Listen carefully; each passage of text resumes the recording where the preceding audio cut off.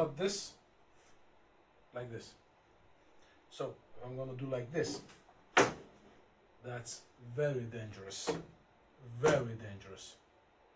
Either you have a miter saw to cut it with a miter saw, or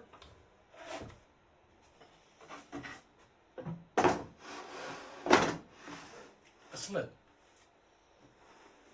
That will make it more safetier.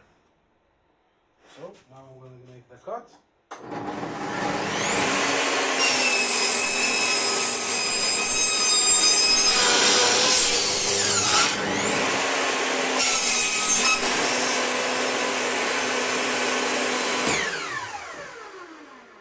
You saw why? Because it can have a kickback when you are cutting. If your hand is 100% straight, if your hand is, you're very sure that you are okay with that, but you're not sure with the wood, that there is a kickback or a place that's gonna stuck in the blade and push you back. Get it?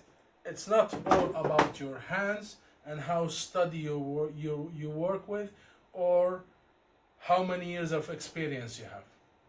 It's about the chance that there is a small area in the wood that it is harder than the other side, and it will give more push. Okay? So that's why always safety first.